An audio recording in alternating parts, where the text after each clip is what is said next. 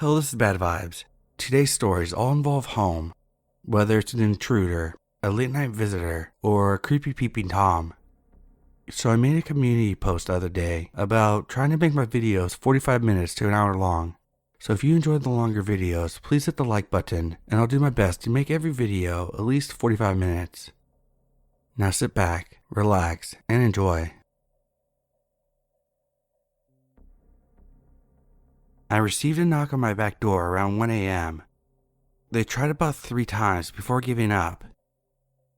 Someone coming to my back door is quite rare and would only happen if it was the landlord or my brother. My girlfriend has a key and wouldn't need to knock. None of the former would knock on my door at that hour. I didn't answer, mostly out of general annoyance. Flash forward to today, 2 days later. My girlfriend had just parked in the lot, and I opened my back door for the first time since hearing the knocks. I saw some purple flowers in plastic wrapping that had been wilted due to the heavy rain and snow over the past couple days. It was unmarked and has no note attached to it.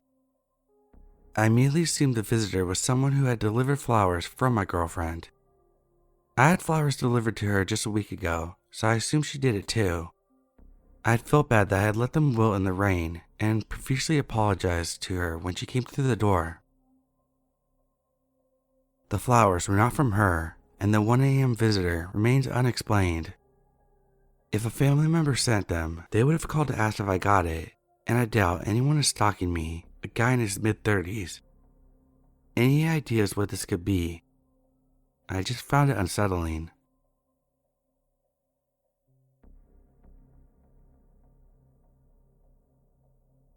I'm a 16-year-old female, so about 2 years ago I was home with my mom. It was just the two of us. Now my mom at the time was addicted to drugs and alcohol and was basically in a drug-induced coma. Nothing could wake her up. I had decided to take a bath while she slept. My bathroom door was locked, as was my mother's bedroom door, as she seemed to think we didn't know about her addictions and kept it locked so we didn't find out. The house was silent. I had only been in the bath for a half an hour before I heard the front door open. I assumed it was my elder sister coming back from work, as no one else would have just walked in. But I wanted to be sure, so I texted her. I immediately got a worried text back saying, "No, I'm not home. Why? Was someone there?"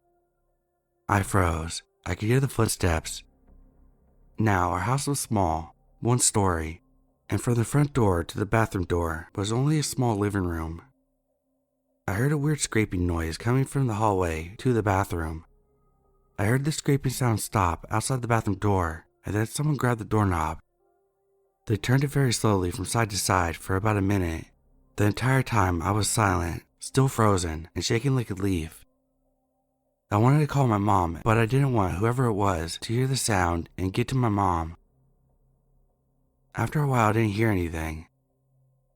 I stayed in the bath for what I think was an hour, till I heard the front door open and then click shut softly. I stayed in the bath long after the water had gone cold, until I heard my sister come in. She yelled if I was there and if I was okay, and why the door was unlocked. I got out of the bath and heard her gasp before I had come out, but when I did, I swear my blood went cold. There's a line spanning the wall of the hallway. The paint had been cut out, like someone had trailed something sharp along the wall. Currently, the theory of the scraping noise I heard was someone trailing a knife on the wall.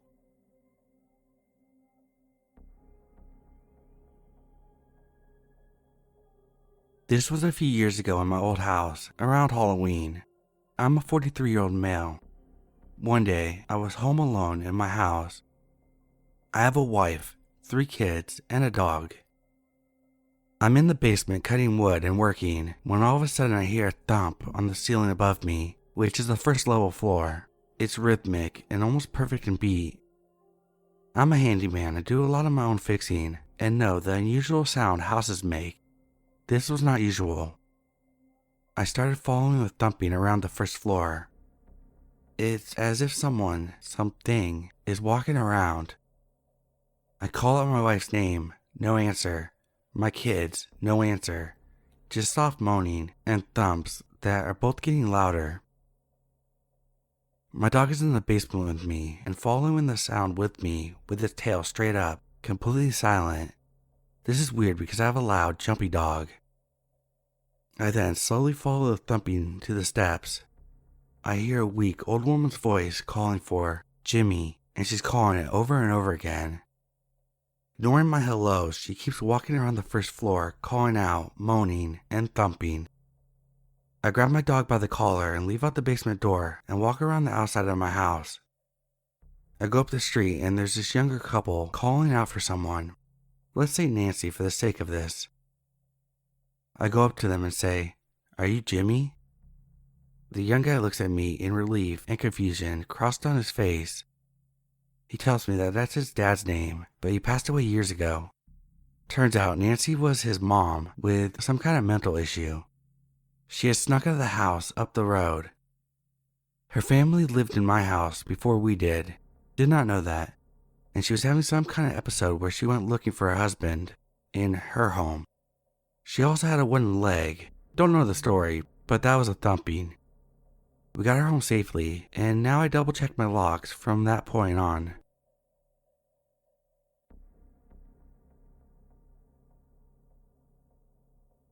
This happened pretty much an hour ago. I was pulling up to my house with my mom when she says, "Who is at our house?" Me, being confused, looked at our yard. Then I see someone walking up towards us. My mom says he was trying to open the door to get in. The encounter went like this. "Hey, I just lost my job and was looking for some work. Could you help?" My mom replied with something that I can't remember, but I'm pretty sure she said no because of what he's about to ask. "Could you spare a few dollars?" Wanting to get rid of him, my mom said, "Sure, if you can come to this side, I can give you a couple bucks. Thank you." My mom gives him some money. They start to talk about how he should take it as a blessing and pass it on to someone else.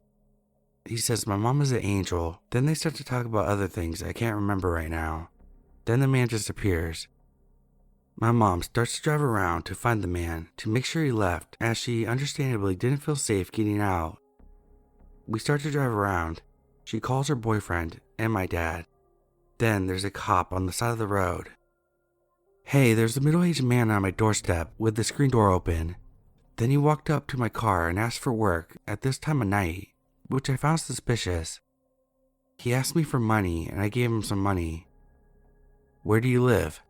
My mom tells the cop and he says, "Okay, I'll follow you there." We drive back home.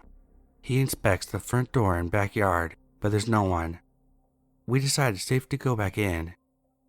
My mom's boyfriend is currently at our house right now, and I'm shaking. Edit, I just talked to my mom. She said he could have been drunk and at the wrong house as it was St. Patrick's Day, and people do like to get drunk on that day, even when they aren't Irish. But I highly doubt that, as I find it weird that as soon as he saw us pulling up, he came over to our car with a sob story. Take this information as you will, though.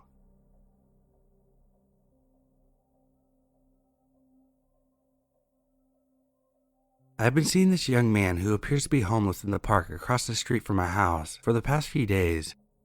He must be new to this area because I had never seen him before, and I frequent this park with my dog at least 3 to 5 times a day. He has some odd tendencies like sleeping in random and odd areas of the park, such as next to a busy sidewalk and in landscaping. Tonight, while walking to my car, I see that he has entered our small 20-apartment gated complex and is hanging out at the bottom of my stairs that is leading to my parking spot. No idea how he got in there, other than he followed someone in as a pedestrian through the locked gates that you have to enter a code for. I get in my car as fast as possible. I grab some dinner and about 20 minutes later, I come home and don't see him around anymore. I quickly walk up my step and glance around while getting my key in the lock to see that he had followed me up the stairs and was watching me from about 3 to 4 feet back. I was visibly startled when seeing him and said hello or something while turning my key and going inside, locking the door as fast as I could. This happened about 30 minutes ago, still shaking from the creepiness.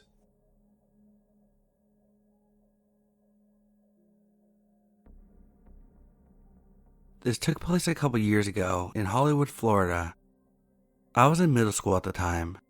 My sister, mom, and I were at our front porch unlocking the door after coming home from school. We noticed something was off right away because our alarm didn't go off. My mom has always made it a point to set the alarm before she would leave the house. Although that was weird, we just commented about it. It was very possible that she had just forgot to set it. Because of that possibility, we just ignored it and moved on.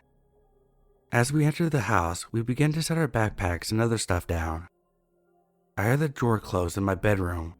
I thought I was hearing things, so I looked at my mom and was about to ask her if she heard something. My mom looked at me at the same time, and her look of horror was enough for me to realize that she had heard the same thing. My sister didn't notice because she had her earphones in. That sound and the fact that the alarm was off was enough for my mom to decide to get us out of there. She loudly said, "I want to show you something in the backyard." But she didn't want anyone in the house to know that we were onto them, and that's why we were leaving the house. My sister looked confused, but I knew exactly why my mom said this.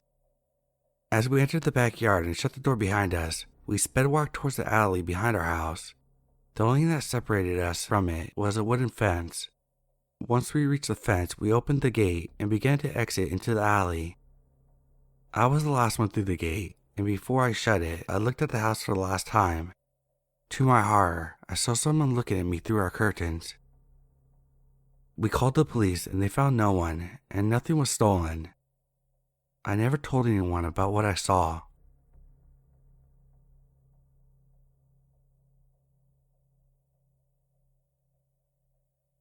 I was about 12 or 13. It was a Friday or Saturday night, and my dad worked nights. My parents were separated, so I was at my dad's place. I had done homework, and once it got really late, I got into my pajamas. I checked my doors and on my younger sister. She was asleep, and I stayed up watching TV. I heard a knock at the front door. I had a dog. He begins to bark and runs to the back. It's just a little past midnight at this point. No one should be there. I decided to stay quiet. There were 2 windows I could look out of, but I decided not to. This was probably a good thing, because there were knocks on that window too. Once that happened, I called my dad. Honestly, I should have called the police, but I was scared. I was near one of them, and I could hear footsteps and voices. I didn't hear a word they said because I was freaking out, and I moved away. I went to the back door to make sure it was locked, and it was. Once I turned away, however, there were knocks. My dog stands by it and barks more. My dad tells me to check on my sister, and she's still sleeping. I finally decided to peek outside and see a truck, and it's just sitting there. My dad told me I'll be okay, and soon after, he sent my grandfather over. He sat me for a while before going home. Now, in the morning, my sister told me she didn't hear anything. To be fair, I did close her bedroom door. I'm also glad the entire house was locked up. I wouldn't find out until a couple weeks later that the house next door was broken into. We literally had the police come over to our house and ask if we heard anything. We hadn't. My dad later moved into a bigger house, and that was that.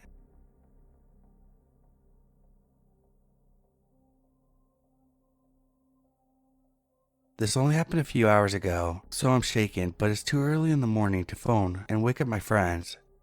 I need to talk to someone and get this out. I'm so creeped out and concerned, so I thought about coming here. Brief setting and context. I'm a woman in my 30s caring for my elderly parents, so I'm staying in my downstairs room in my childhood home at the moment. The window faces the main street, which is an average residential street in a fairly quiet area. The bed faces the window. I often have that window open at night since I need to be cool to sleep, and haven't worried about it since there's a cabinet and aquarium in front of the window area. Not blocking the window from view, and I could reach to open and close it, but it would make it difficult for someone to climb in. My dog, Sable, also sleeps in the room with me. While she's a sweet-natured, medium-sized dog who doesn't look the least bit threatening, she's a fantastic guard dog in that she's always alert to any noises and will stand her ground and bark and growl if she senses a threat, so I've never really worried about the open window. After tonight, I won't be able to leave it open again. It started at maybe 3:30 to 4 a.m. sometime. I was awake. Since I care for my parents, I often have disrupted sleep patterns, and I'm awake at odd hours. I was reading a book when I heard Sable growl, low and deep. Then she jumped off the bed and began to pace a bit, looking up at the window before jumping at the cabinet by the window, barking. I shouted, "Hey, we're calling the police. Dog will bite," just in case there was someone out there. I went to look at the curtains to the side. I didn't see anything. I pulled the curtains closed again and made sure to pull the right curtain over, then drew the left curtain, the one that covers the open part of the window, all the way over, covering the right curtain too, tucking it so the wind wouldn't be able to move it. I really wasn't alarmed then. It was a fairly quiet residential street, but there are foxes around that we sometimes hear, and occasionally someone passing by our neighbor's gate next to the door will make Sable growl or bark. But she doesn't usually react the way she did this time. She usually growl, but stay in bed, and her reaction was much stronger than normal. I thought that if it was someone scoping out our window to potentially burgle, they would have now seen the room was occupied by a person and a dog and would find an easier target, but I mainly guessed it was just some random noise she heard outside. I was wrong. A good half hour later, after I relaxed and thought I might doze off soon, I heard her growl again, a really serious, deep, and low growl, and I listened, again thinking it might be foxes or something, but I heard what sounded like deep, horror movie breathing sounds, like the heavy breathing sounds a pervert makes on the phone to his stalking victim in a film. I sat up, looked out the window, and my heart stopped. The curtain had been pulled back, lifted from the bottom, like someone was peeking underneath it, and I could still hear the heavy breathing. I shouted, "Hey," and moved from the bed to the side of the window so I could see past the curtain. I saw a figure of a man moving away from the window to the right towards the front door and exit the front garden. Too dark to make out any features or clothing. It was just a dark male figure. Shakingly, I immediately thought that since I knew he moved away and wasn't at or under our window, I reached and pulled it shut, grabbed my phone and called the emergency services. One thing that creeped me out, in hindsight, is that it would have taken me a few seconds to move from my bed to the side of the window, and that was after I shouted and he knew that he had been seen, but he must have stayed there even knowing that I had seen him, until I pulled the curtain and could see out, then he moved away. The heavy breathing was so deliberate, it was so loud, like someone was trying to frighten me. While on the phone with the police, I went around the ground floor of the house, turning the lights on, making sure the rest of the house was secure, and it was. I'm very careful to lock all the doors and windows at night, and everything looked undisturbed.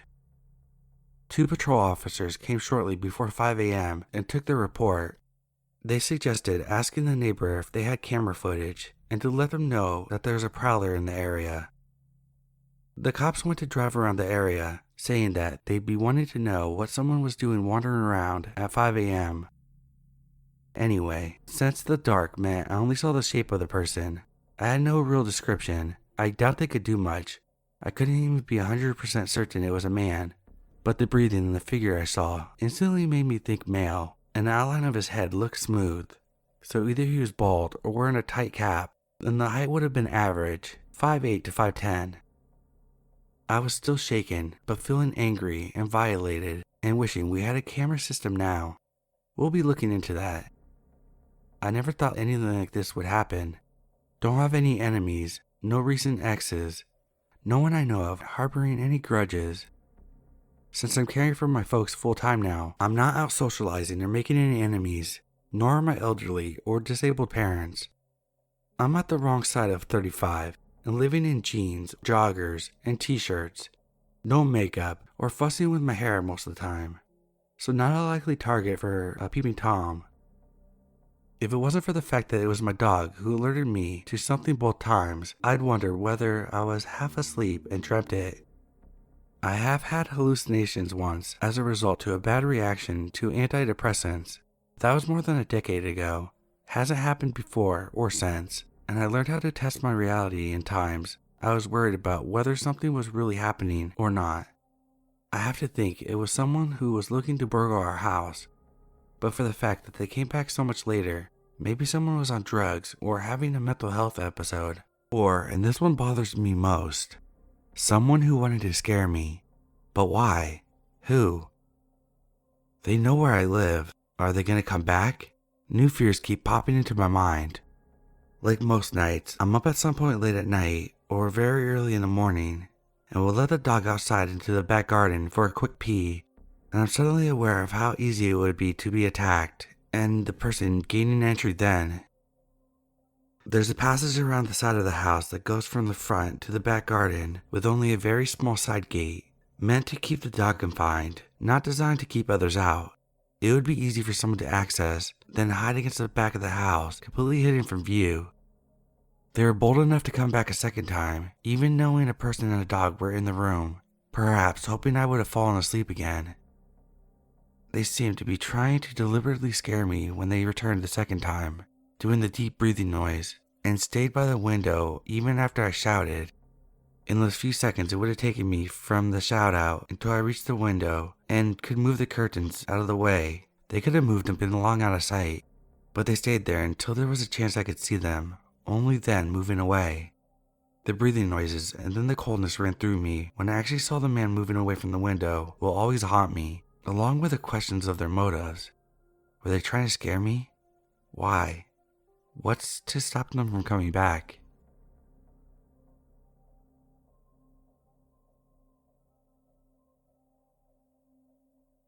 Back when I was in 6th grade, I had a close-knit group of friends. There were 4 of us, and we were all girls, and we hung out all the time. Sleepovers were the norm for us, and we usually rotated houses, seeing that all our parents knew each other, and we all lived relatively close to each other, the furthest being about 10 minutes away. One particular sleepover, we were at my friend Caitlin's house, and 2 of her cousins just happened to also be sleeping over. Caitlin had 2 sisters and an older brother that were really nice and friendly.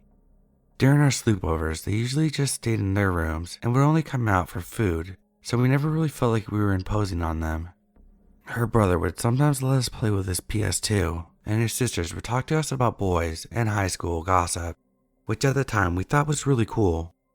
Overall, Caitlin had a really great relationship with her siblings. I couldn't say the same for her cousins though. One of her cousins was in 8th grade, and she was closer in age to one of Caitlin's older sisters, who was a freshman in high school, so she was staying in her room. The other cousin was a boy who was a junior in high school, and naturally he stayed in Caitlin's brother's room. The girl was nice but seemed a bit shy. The guy, however, just gave me the creeps. He was definitely more outgoing, but something about his mannerisms was strange, and when he smiled it looked like he was smiling about something he thought in his head, and not necessarily at you. He had shoulder-length, stringy and greasy hair that was dirty blonde and was pretty scrawny for a guy's age. He looked like he could be a freshman in high school. Caitlin really seemed uncomfortable around him. Later on, we were in Caitlin's room. She told us that she just recently met her cousins because their mom and her mom had a falling out years before and weren't talking to each other. They recently reconnected, so they thought it would be a good idea for Caitlin's aunt and her children to come visit for a weekend. Caitlin said that her female cousin was really nice, but that she thought the guy was weird. Ever since he got to the house, he's been trying to hang out with her instead of her brother. He would go into her room and go through her toys and books, trying to make conversation with her. He was also kind of touchy. He would pet her cheeks and her hair. When she would flinch or move away from him, he would get this really cold look in his eyes, and he would stare at her for a few seconds before smiling, that creepy smile he does. We all agreed that it was really weird, but eventually moved on to other things, and talked about the usual stuff 6th graders talk about. We ended up watching a movie before bed, and took our turns going to the bathroom in the hallway that Caitlin shared with one of her sisters to brush her teeth. The oldest sister had her own bathroom in her room. Everyone called dibs on their turn, and since I didn't really care, I was the last one to go there. When my friend Lucia came back and told me that she was done, I was relieved because I was getting antsy and tired and just wanted to brush my teeth, lay in bed, and gossip until we fell asleep. I walked down the hallway and opened the door to the bathroom. I was so distracted I didn't even notice Caitlin's cousin in the bathroom until I turned the lights on. I quickly apologized and closed the door. At that point, I was just about to leave and run back to the room. He was in the freaking bathroom with the lights off. From what I could see before I shut the door, he was sitting on top of the closed toilet. Before I could leave, he opened the door, smiled at me, and told me to go ahead. I didn't really care about brushing my teeth at that point, but I didn't want to run away and provoke a reaction out of him. I entered the bathroom and immediately locked the door behind me. I quickly brushed my teeth and did my business. This is when things really got creepy for me. I opened the door and he was still standing there, waiting, with a smile on his face. "Let me walk you back to your room." I didn't even know what to say to that. I guess he took my silence as a yes, because before I knew it, he grabbed my right hand and was walking me back to Caitlin's room. His hands were warm and sweaty, even though he didn't look like he was sweating or remotely warm. I felt so numb, and I could hear my own breathing. I honestly felt like I was going to pass out. I swear that hallway has never felt so long. When I got to the room, he let go of my hand and said goodnight, going back to the bedroom he was staying in, which we passed before we got to Caitlin's room. I walked back inside and I guess I was making a face because all my friends came up to me and asked me what was wrong. I told them what happened and they all agreed that it was super weird, and Caitlin said she would talk to her mom in the morning. I was hoping it would end there, but it didn't. As a rule, we weren't allowed to lock doors during sleepovers. It's usually fine, but not in this instance. I had to have been sleeping for a few hours when Caitlin was shaking me awake. Apparently, she had been up for a while, and with me being the closest to her, I was the first one she ran to. She then told me, with her voice shaking, that her cousin had opened the door twice to her room and would stare in the room for almost a full minute before quietly closing the door. I was really frightened when I heard this. He was just watching us sleep throughout the night. I agreed to jump into Caitlin's bed with her and waited. It didn't even take that long when I heard the door open. Both of us just froze and stared straight at the door. There was no light in the hallway, so the only source of light in that room was from the moon outside, but we could still see a silhouette of someone's head peeking in through the door. We could feel his eyes on us, and he was just staring into the darkness of Caitlin's room for a few seconds. We were trying not to move so that he didn't know we were awake, but it didn't matter. He let some air out of his nose as if he was trying not to laugh. "Hey, Caitlin," he whispered, and then just closed the door. Caitlin looked like she wanted to cry. She grabbed onto me and we just held each other and waited until he decided to come back. He never ended up coming back though. I guess it wasn't as fun since he knew we were awake. We never ended up going back to sleep that night though. The next day my mom came to get me pretty early and I said my goodbyes. I was glad Caitlin's cousin was still asleep. When I saw Caitlin in school, I asked her what happened when I left. She said she told her mom, and her mom was really concerned and said she would talk to the aunt. I guess she told my mom about what happened to me too because she asked me about it later on and was prying to see if anything else happened to me.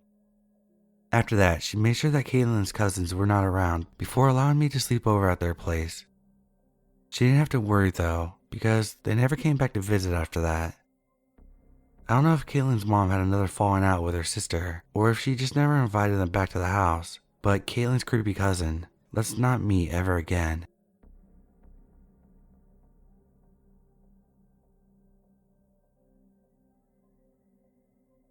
This story took place in early 2017.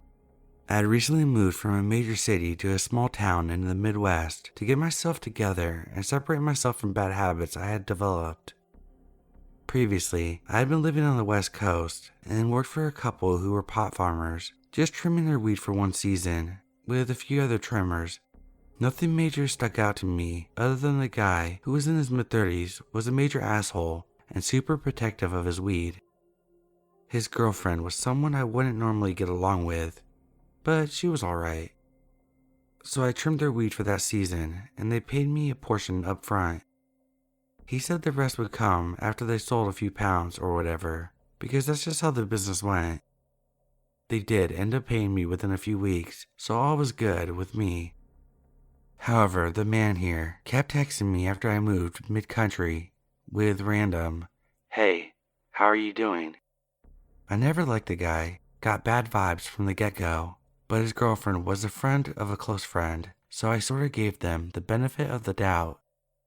Anyway, the girlfriend started messaging me via text nearing spring after I had worked for them trimming their weed that fall season, asking if I would be available to house sit for them while they were on vacation out of the country. At this point, I was living in Colorado and the farm was in California. I did not have a permanent job set up yet, and they were offering good money to house sit, plus make some extra money trimming weed that they had left over from the season. Stupidly, I drove my ass 17 hours with dollar signs in my eyes, and all was hell from there.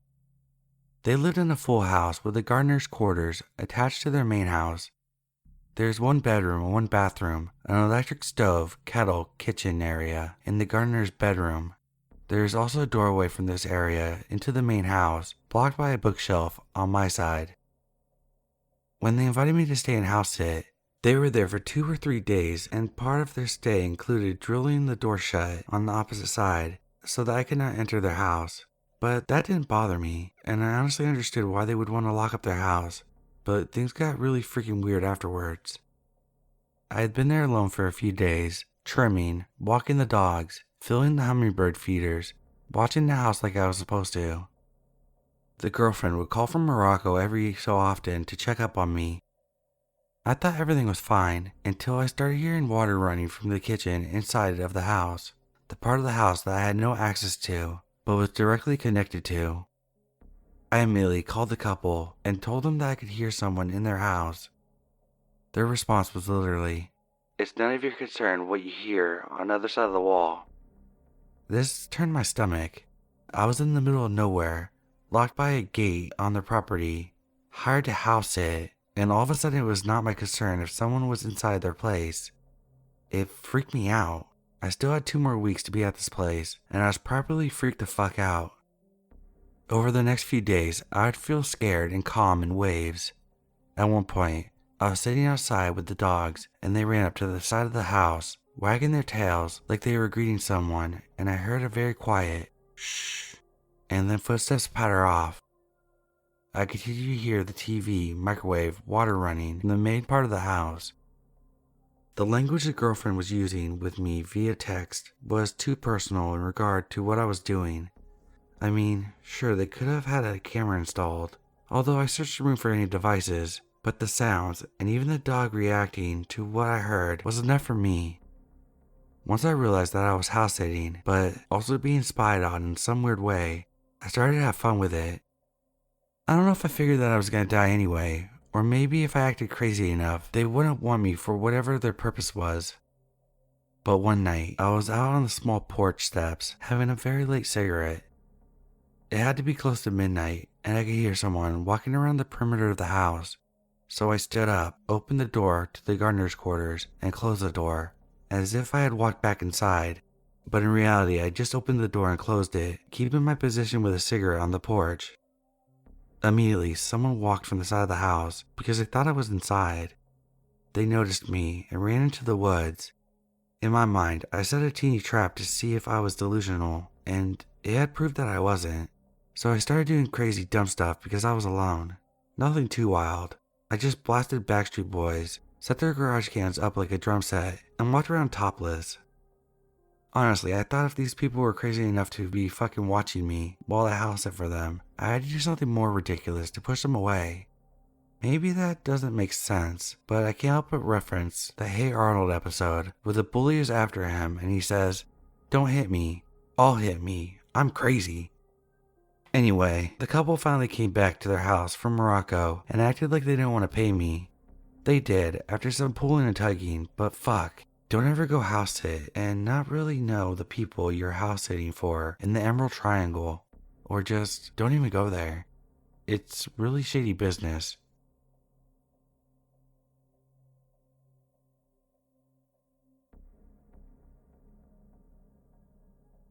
It was about 2 years ago on a very hot night. It's very safe where I live, and I went to buy some stuff at a supermarket at dusk. When I left the shop, it was quite dark.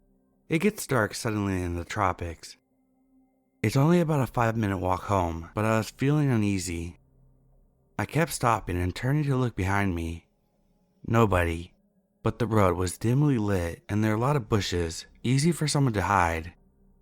I kept walking with this gnawing sense of unease, and I still kept looking behind me. I gratefully reached home, put it out of mind, cooked dinner, watched TV, etc. About midnight, I went to lay down on my bed.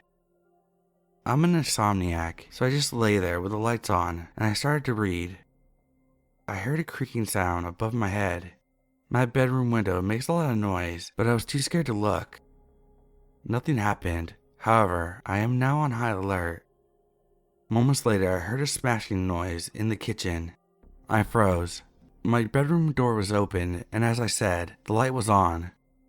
I heard some noises in the living room and pretended to be asleep.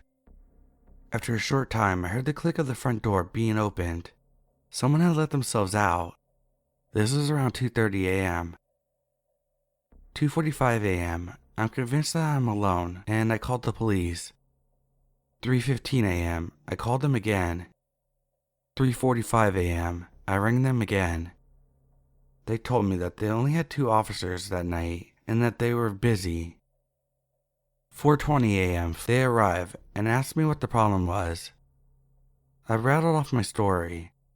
They didn't even bother to look at the broken window. All they said was, "It does sound suspicious," and then left. As it stood, the person had taken my bag from my chair in my room, and yes, it had quite a bit of money in it, as I was planning to buy some furniture. I do believe that someone noticed me in the supermarket that night, followed me home, checked my bedroom window to see if I was asleep, then did their deed. I thank God that I wasn't harmed in any way.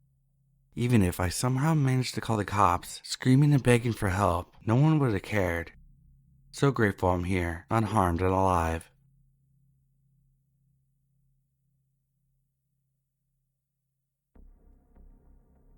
I live in a remote mountain area. About 9 years ago, I was sitting at my computer at 2 a.m. when the side door got kicked in. The local meth head came through the door, pulling a revolver out of his shoulder holster. I picked up my Colt 44 cowboy gun that I kept on my desk and put a slug right through his belly button from across the house. He fell outside so he didn't bleed in my house. I shot him there because I didn't want to kill him, but I knew from training that an abdominal shot was the most painful. A deputy and ambulance arrived about 45 minutes later. The deputy commented on my marksmanship, admired my gun, made in 1871, wrote a report and left. 6 months later, he died from a meth-induced heart attack. Good riddance.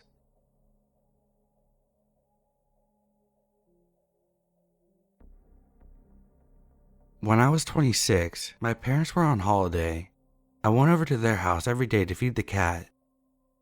One Friday, my husband was away doing a gig, so I waited until he left before going to the house. I got there around 6 p.m. The area that my parents lived was not a good one. There was a very large council estate right next to where they lived. Due to all the attempted break-ins, every internal door in the house could be locked. The doors were all heavy and inset into deep frames. I unlocked the front door, then unlocked the door leading into the kitchen. As I opened it, I noticed the drawers were opened and there was stuff all over the floor. I heard movement, so I quickly relocked the door before letting myself into the living room and calling the police. I explained that I was in the house. The burglar was still in the house with me. They said that they would send someone over as soon as they could. An hour later, I rang again. I was so frightened if they were still in the kitchen. I sat there with a pair of scissors in my hand, not sure what I was planning to do with them, but they made me feel a bit safer. It was about 2.5 hours later when the police finally arrived. It turned out the burglar had removed the kitchen window and frame. The police reckoned it would have been very noisy and would have taken a while. They said forensics would have to come to take the fingerprints, but that they were currently very busy.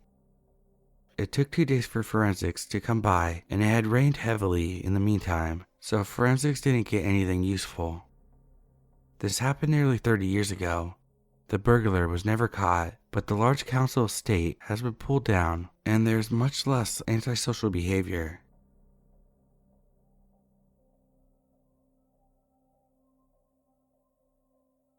This happened back in 2008, and to this day, I don't know if the person who broke in fully realizes how close she came to losing her life. In 2008, when I was 37, I had moved back home to take care of my dying mother and stayed there after she passed. It was a fairly small country town, and the house was in a rural area, very low crime rate, and I can't even remember if I locked the doors during the daytime if someone was home. It was a fairly large ranch-style house, with my room being at the very back and my dad's on the other side of the house. My father was a pastor for our church. One Sunday morning I was really tired and just didn't feel like going. My pops left and I was enjoying laying in bed watching TV on super low volume with my eyes closed. About 30 minutes later I heard noises from the other side of the house that just weren't quite right. I lay there super still for a few seconds, just listening, trying to figure out what the noise was, and then heard quiet footsteps. It hit me that someone was there that shouldn't be. We've always had a few firearms in the house for personal protection, for scenarios just like this. I got my loaded .45 from my nightstand and very quickly made my way through the house. Then I was finally able to see there was someone in my dad's room. His dresser had a cabinet-type door on it, and they were open. In a fast second, I saw two legs of someone bent over going through his stuff. My gun was drawn down and aimed with my finger on the trigger when the intruder's head popped out, overlooking the doors. Not knowing what to expect, I was ready to fire, but I recognized the face. It was the gal that cleaned our house off and on, and her husband was a nice guy from our church. Turns out she had a drug problem, and she knew that my dad had pain meds in his dresser from when he broke his hip. I yelled so loudly at her, "What do you think you're doing? Do you know how close you just came to getting shot?" She gave me some lame story and excuse about her being in the area, and that she had to pee so she came to our house, thought we were at church. But she also needed a t-shirt, so she came looking for one of my dad's, and she knocked my dad's pill bottle over by accident. Yeah, okay, makes no sense whatsoever. I told her again that she almost got killed, that I was told to never point a gun at anything if I didn't intend on killing it, and that this gun was pointed right at her. She was damn lucky that I recognized her in that split second. She kept apologizing and begging me not to call the cops or tell her husband. I told her to get out of my house. She left in tears and I sat on the couch trying to process everything that just happened. It was scary and infuriating at the same time, and just left me with a crappy feeling. I told my dad when he got home. He was not happy for sure, but he had a meeting with her. Apparently, she admitted to everything and her problem, admitted to her husband a few days later, and went to rehab.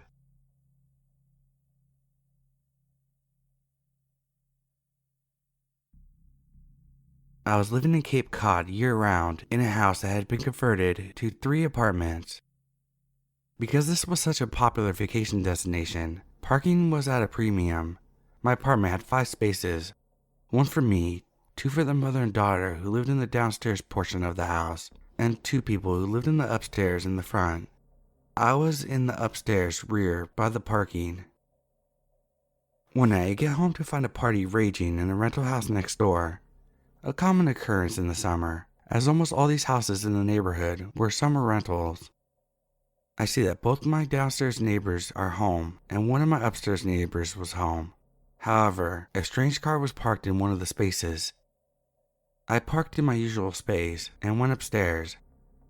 I later looked out the window to find that one of my neighbors had returned and parked behind the strange car, boxing it in.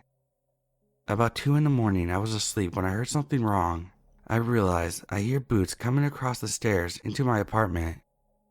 The downstairs door was locked, but it had to be closed in a very specific way or the lock didn't catch. I had never reported this as I live in a very safe, upscale area. A lesson I have now learned. I honestly didn't think this was real until I saw the cat run and dive under the bed and realized that someone was definitely in my apartment. This was a large studio apartment, so there was only one L-shaped room and nowhere to hide. It's interesting because you can plan on how you would act in the moment, but when it actually happens, everything is just instincts. I just pulled the covers over me and said, "Hello?" I literally greeted the intruder politely. He started yelling incoherently, and he bumped into the table and knocked over a vase. I got my phone and was trying to decide if I should run past him into the bathroom and lock myself in when I heard someone else running upstairs. The guy yelling, I'm sorry, he's drunk and got away from me. The second guy started dragging the first guy out, but then asked me if I could move my car because he was blocking them in. I told him that's not my car, it was from the front apartment. They leave, and I heard them walk around front and pound on the door. I then hear a very heated argument, which ends with the police being called. I talked to my neighbor the next day, and he was fuming. He called the rental company that handled most of the houses in the neighborhood, and from then on, renters were told that they would be towed if they used our parking area. After it was all over, it surprised me how long it took me to stop shaking. Even though it wasn't a dangerous situation, my adrenaline levels didn't know that. And just so you're aware, I never walked up the stairs without double checking that lock ever again.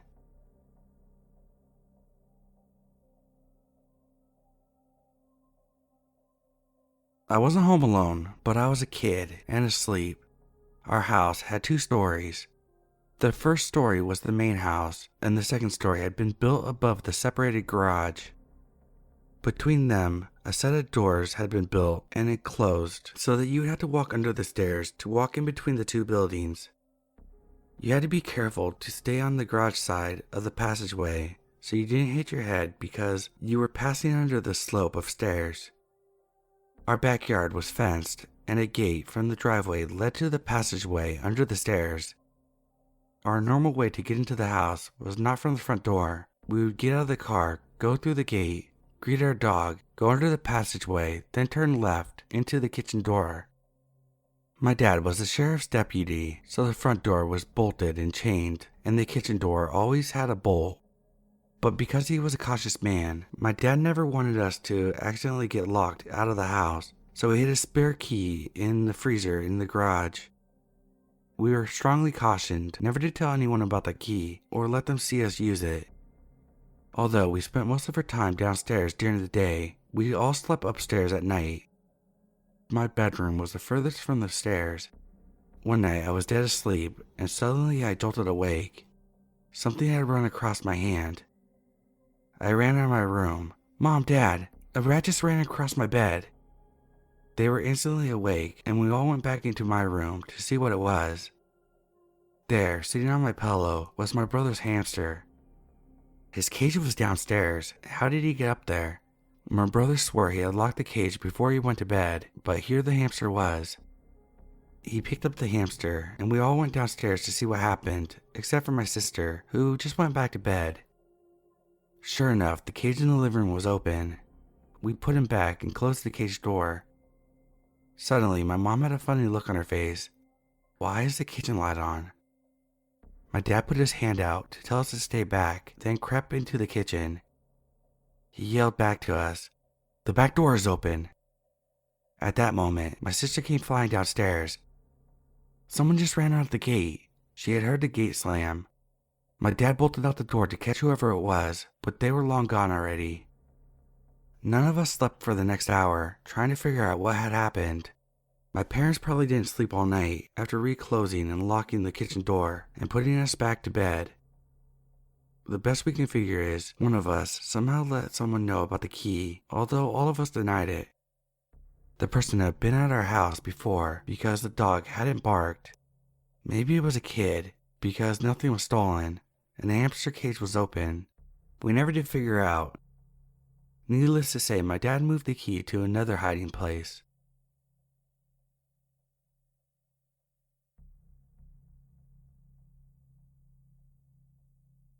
I was house and dog sitting for my sister when I took her dog Bailey out back for the last time before heading to bed.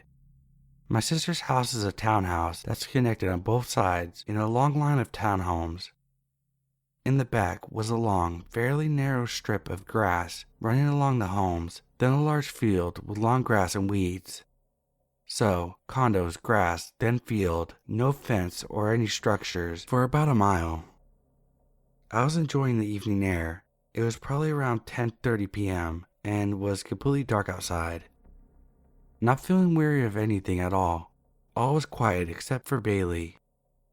After about 2 minutes, when Bailey had done her business, I called her back and went inside. Out of habit, I immediately locked the door behind me. We walked across the room to go upstairs, with Bailey right ahead of me. Right as I walked behind the wall that separated the view from our back door, I heard the doorknob jiggle. I froze. Doorknob jiggled again. I waited a few more seconds just so I could be 100% sure, and heard a definite sound of the metal jiggling and someone trying to get inside. I bolted upstairs, where Bailey already was, still completely unaware of the situation. I hid in the closet and called the police. They showed up a while later, searched the area and couldn't find anything, and told me that it was probably someone who was actually trying to get into a home a few houses down that was having a party. Most likely an honest mistake.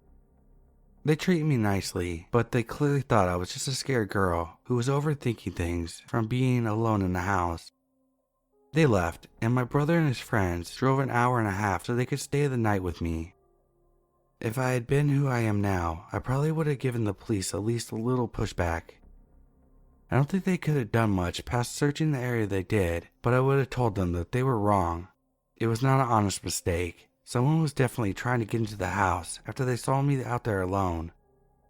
The fact that I was a 19-year-old, 100-pound girl by myself with a very sweet but very dumb and not intimidating dog at all. I was outside there for a long enough time that if someone was nearby me, they would have been intentionally keeping themselves quiet. It took me about 10 seconds to cross the room out of view after coming back inside. That means the person had to be close enough to me and almost definitely watching me when I crossed behind the wall out of view to try to open the door within 10 seconds. I can't imagine that someone sees a small woman by herself, doesn't make themselves known, and tries to follow her back inside the home has pure intentions. I look back and just cringe at what could have happened if I hadn't locked the door behind me right away.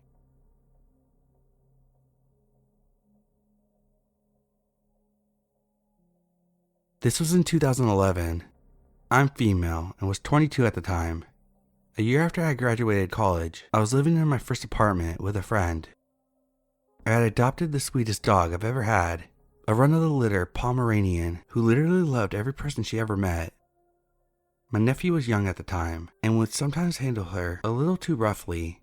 Sweet kid, we'd always correct him, but he didn't quite realize how little she was under all that fur, but she tolerated it without ever nipping or anything. One day, my roommate was gone and there was a knock at the door. It was a handyman who said that he was there for an annual check on the appliances.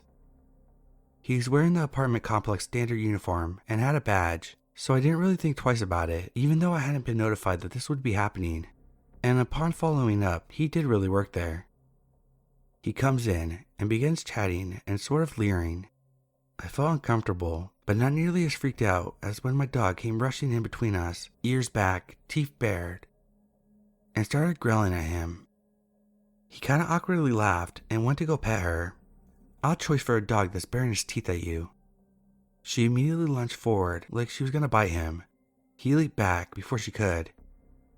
Tiny dog, large man, but he obviously was freaked out. At this point, she's straight up barking at him. He asked if I could put her away while he worked, and I lied and said she had separation anxiety, so I recommended that he would come back another time when I could walk her, or when my roommate was there, so one of us could be in the room with her. He never did come back. You hear about dogs being able to read people, so while I don't know if he would have done anything to me while on company hours, I still think she could sense that he wasn't a good person. She was a good girl.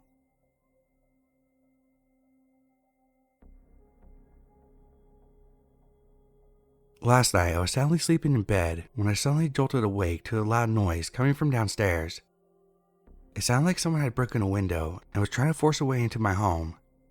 Panicking, I grabbed my phone and dialed 911, then hid in the closet and waited for the police to arrive. As I crouched down in the darkness, I could hear his footsteps coming up the stairs. My heart was pounding in my chest and I was wondering if the intruder would find me. Suddenly, I heard a loud crash and the sound of glass breaking.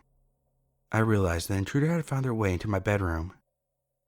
I could feel my body shaking with fear as the intruder was moving closer and closer to my hiding spot. I didn't know what to do, but I knew I had to be ready to defend myself. Just as I was about to jump out of the closet and confront the intruder, I heard the sound of the police sirens outside. The intruder must have heard them too because he quickly fled the scene. When the police arrived, they searched the house and the surrounding area, but no intruder was there to be found. They took my statement and made sure that I was safe before leaving. I'm now taking precautions to secure my home, including installing a security system and getting a dog. It was a frightening experience, but it taught me the importance of being prepared and taking steps to protect myself and my home. I'm also having someone come out to replace the door today, and this time it will not have a window.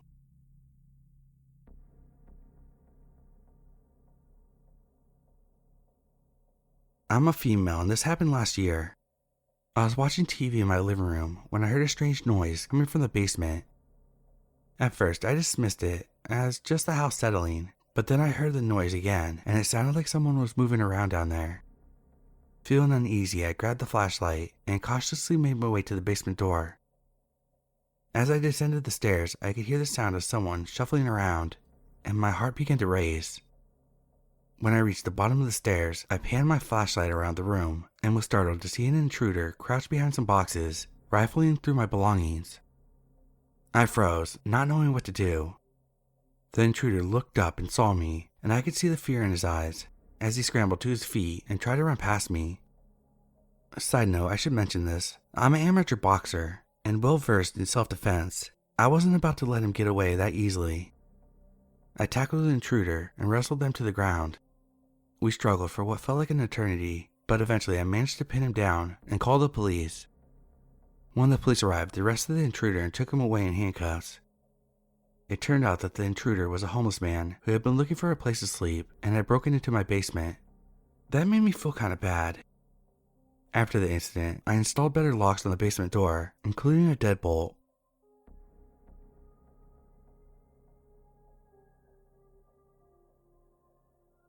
I'm a male and I'm 21. I was home alone in my apartment studying for an upcoming exam. It was late and I was starting to feel tired, so I decided to take a break and make myself a cup of tea. As I was waiting for the water to boil, I heard a strange noise outside my apartment. It sounded like someone was fidgeting with the doorknob. At first, I thought it might be my neighbor, so I went to the door and called out, "Hello?" But there was no answer. I started to feel a little uneasy. I double-checked the locks on the door and went back to the kitchen, but then I heard the noise again, and this time, it was louder. My heart started racing as I realized someone was trying to break into my apartment. I could hear the intruder moving around my patio, knocking over furniture, and rummaging through my little storage space. I felt trapped and terrified, but I knew I needed to stay calm and get the police on the line.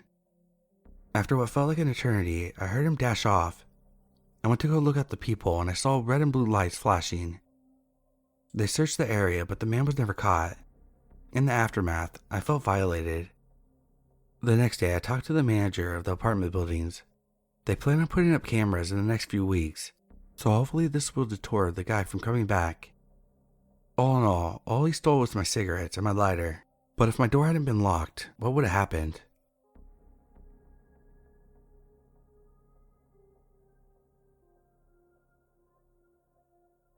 At around noon yesterday, my Ring camera at my back door picked up someone entering my gated back patio. They walked to the far corner of my paved area, took a picture of my Ring and the area surrounding my back door, and then left.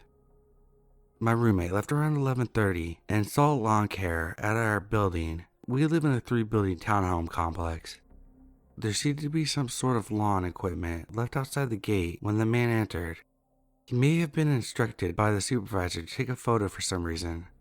I contacted property management and am waiting to hear back from maintenance on if he was okayed by a supervisor. Wondering if anyone's encountered something like this, the steps they took to resolve it, and what the outcome was.